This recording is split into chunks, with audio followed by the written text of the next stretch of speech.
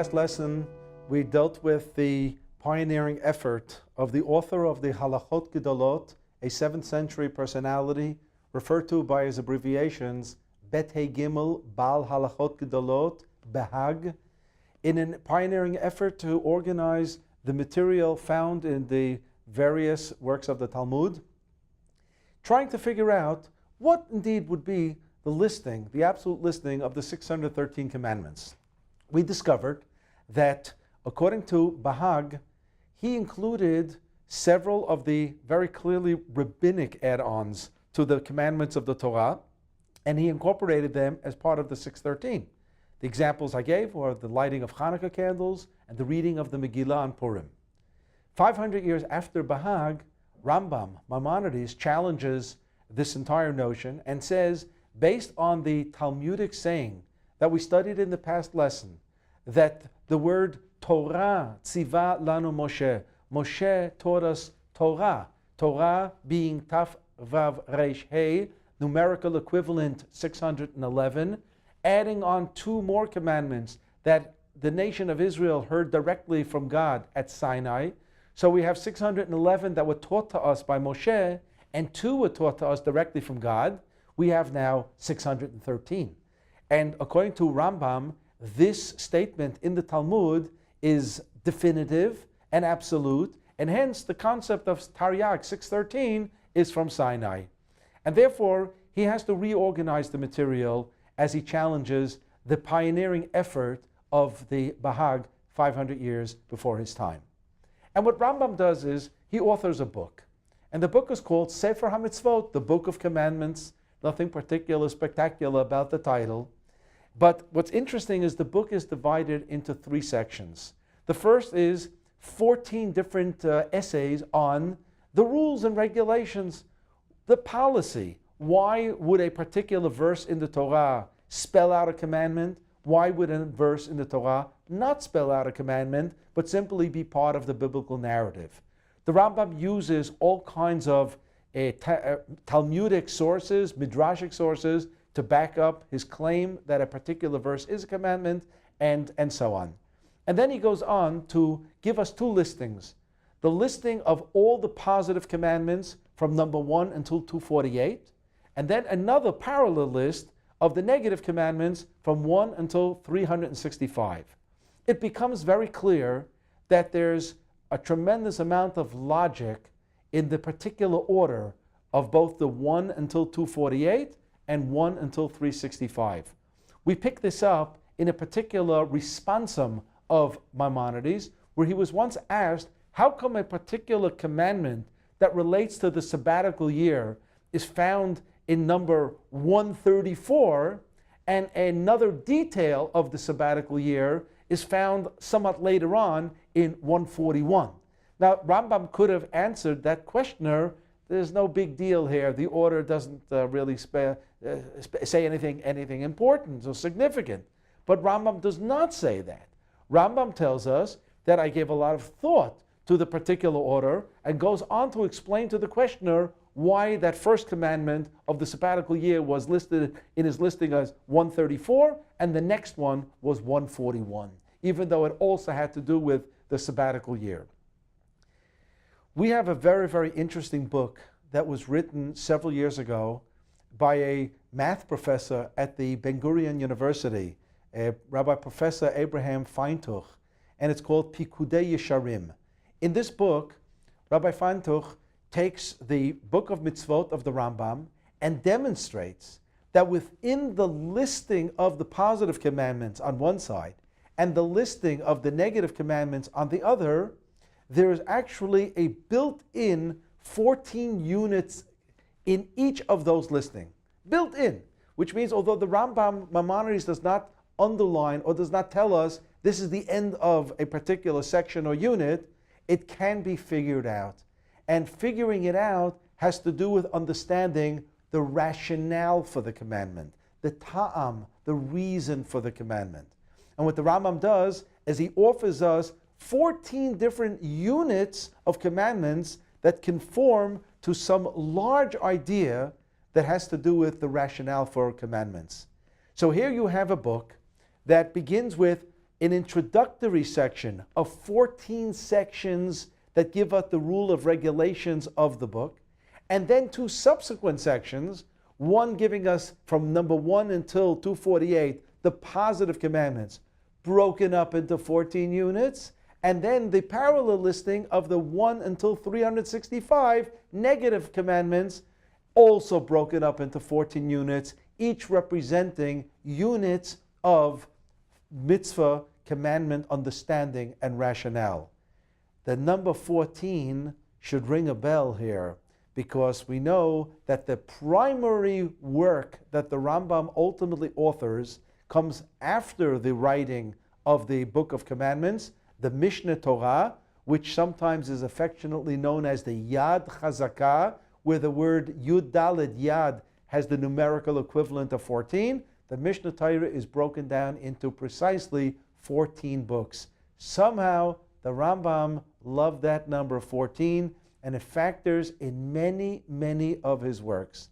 I'm not sure, but I would say that perhaps, the Rambam took note of the fact that, at least we know this information from a letter from his grandson, Rambam's birthday was on Erev Pesach, the day before Pesach, which was the 14th of Nisan. It is possible that the Rambam had some connection, emotional connection, to the number 14. We've never seen the Rambam make such a comment, but you cannot miss the fact that that number 14 is so clear. According to Rambam's scheme of presentation of the 613 commandments, the order by which they fit into the Chumash, the Torah, is of absolutely no significance. He has a logical order that starts from number 1 to 248, starts from number 1 to 365. And here comes the author of the Sefer HaChinuch into the picture. A brand new way of presenting the 613 commandments. The author of the Sefer HaChinuch prefers to use the weekly portion, the Parshat HaShavua, as being the stage by which he will present the 613 commandments. So who is the author of the Sefer HaChinuch? We mentioned a moment ago that the author of the Halachot Gedolot, and we refer to him as Bahag, we're not 100% sure who's the author. Here too, we have a book, a very famous book, the Sefer HaChinuch, and we're not exactly sure who is the author. There are some conjectures, there are some suggestions. But let me hold up for you a book that I have in my home that, as you can see, is somewhat worn out, which indicates that this is a book that I use very regularly. This particular book was presented to me at my own high school graduation back in 1970, and from then on, it's just a book that is used and used and used. The author of the Sefer HaChinuch, on the cover page, it gives a name. It says Rabbi Aharon Halevi from Barcelona. Who is Aharon Halevi from Barcelona? And why do I mention that perhaps he is the author? The reason is, this is not a typical book that was written by a great Torah scholar for the benefit of the Jewish people. The fact that the Jewish people in the last 750 years have benefited greatly from the book is somewhat incidental. The primary purpose of this book was a long-winded, segmented letter or letters by the author to his own son, so that his teenage son should have some material on every single Shabbat to talk to his friends about, instead of just talking about any old matter. Today, in modern day, you'd be talking about elections, you'd be talking about the weather, you'd be talking about politics, you'd be talking about economy. Shabbat, you should be talking about the weekly parsha. And in order to supply his own son with material, written material, that would provide as a springboard for discussion about the parsha, the father writes this book. And obviously it took him a while, because he doesn't write it in one day, in a year. He writes it. It's segmented as the weeks go on. He has another section and another mitzvah, another commandment, and so on. Now, when a father writes a letter to his son, at best, if he signs off, he says, Abba, I'm the father. That's what he will say. But he won't sign his personal name when signing off a letter to his son. He will refer to Bini, my son, often throughout the book. Tens of times, dozens of times. Bini. But he'll never say who he is. What he does in his introduction, and it also shows up in the description of one of the commandments in the middle of the book of Shmot, we find out that he's a Levi. We find out. He says it very clearly. I'll read you the section. The author of Sefer HaChinuch writes, Ve'ata biyot taryag mitzvot shebesefer mefuzarot betocho. We know that the 613 commandments are spread out, dispersed throughout the Torah. He feels this necessity to somehow put this in some logical order. It's not the logical order that Rambam had in mind. The logical order here is simply pragmatic. It's accordance with the weekly Torah reading. And he says, I am the Ish Yehudi mi Beit Levi Barceloni. I am a Jew from the house of Levi, from the city of Barcelona. Well, that really helps a lot. If you go to the Jerusalem phone book and look up Levi, you're going to have pages and pages of families whose name is Levi. So we really don't have much indication by this line who he is. However, we know he's Barcelona. We know he's a Levi. We also figure out from the context of the book that he is part of the students of Ramban, Rabbi Moshe ben Nachmanides. That is very, very helpful because there were great Torah scholars in Barcelona in the latter part of the 13th century, and there is one who is known as a Levi, and his name is Rabbi Aharon Halevi. Rabbi Aharon Halevi authored books on various areas of halacha, and he's a known personality. It is possible, and it has so been suggested, that the author is Aharon Halevi. Why? Because in one of the sections that the Sefer HaChinuch uses to describe the commandment of the Beit HaMikdash, and it's found in Parshat Truma, he then says that Leviim Achai, my brethren, the Levi, and he quotes a verse where the name Aaron features. Some want to suggest that from here there's somewhat of an indication that he is the famous Rabbi Aharon Halevi from Barcelona. Maybe yes, maybe not. There was a great professor at the Hebrew University, Professor Tashma of blessed memory, who had his own suggestion that it was the brother of Rabbi Aharon Halevi, whose name was Rabbi Pinchas Halevi. He was the author of the Sefer HaChinuch. One thing is true, that the famous Rabbi Aharon Halevi writes a book on the laws of kashrut, on forbidden foods, on the laws of ritual slaughtering of animals, shchita. He writes a book that's basically a stinging criticism to a predecessor, contemporary predecessor, known as Rashba, Rabbi Shlomo ben Aderet, who's also a student of Ramban. And this Rashba writes a book called Torat HaBayit, the laws of the home. Very, very appropriate name of a book that will deal with food preparation. And Rabbi Aharon Halevi takes issue with many of the things that were said by his contemporary, his older contemporary Rashba, Rabbi Shlomo ben Aderet. And he calls his book, his critical comments, Bedek HaBayit. I'm going to check out this house. Rashba, Rabbi Shlomo ben Aderet, gets a hold of this book, Bedek HaBayit, and defends himself in a subsequent book called Mishmeret HaBayit. I'm going to guard the house, which means he stood up for what he believed was correct.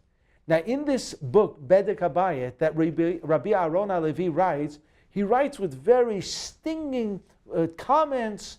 It's a very, very aggressive type of challenge to the authority of Rabbi Shlomo ben Aderet, Could this really be the same person who writes such a beautiful, loving book to his son, the Sefer HaChinuch? The answer is it could be, because sometimes it depends who your audience is. It's possible that when he wrote the critical comments against Rashba, he took a very, very firm, aggressive stand. When he writes a series of letters to his own son, it doesn't mean that he always wrote in that kind of a stinging style. He had a very pleasant mannerism as well. So it is possible that it is the same individual. It's possible that it's not. And hence, because we do not have exact information, precise information, who is the author of Sefer Chinuch, we prefer to refer to him as the Mechaber, the author of the Sefer HaChinuch. And that's how we will continue all these discussions. The author of the Sefer HaChinuch. And this author goes about teaching us in every single commandment various steps. Number one, he will list the commandment and then give us a definition of the commandment. Furthermore, he will give us a brief overview of the halachic detail. Third, and this is critical to this book, he will give us a section which he calls Shorshei HaMitzvah, the root or rationale of the commandment. And fourth, he will give us a line or two or three, and sometimes more, the applicability of this commandment. Whether this commandment we have to perform today, whether it's limited just for men, not for men, just for this age, not for that age, just for Kohanim, not for Levi'im, just for the Levi, not for the Israel, and so on. The applicability. He will give us a paragraph on that as well. Practically every mitzvah conforms to this four-pronged pattern of definition of the mitzvah, of the detail of the mitzvah, of the rationale of the mitzvah, followed by the applicability.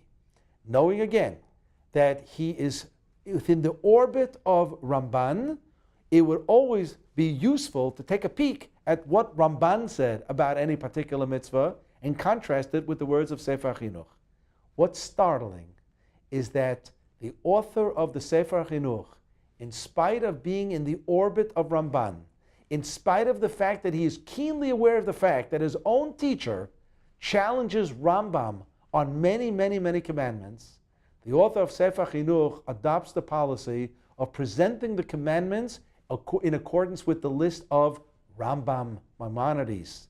Although it's not the same order, as we said, Rambam has logical order from 1 to 248, from 1 to 365. Sefer Chinuch opts to spread it out from Breshit until the end of Dvarim. It's a completely different spread, and we lose that type of logical pattern. Nevertheless, it provides for a weekly discourse possibility, and this was the intention of the author of Sefer Chinuch. Why exactly author of Sefer Chinuch opts for Rambam's list and not for his own teacher Ramban's list is something that we will discuss. Thank you.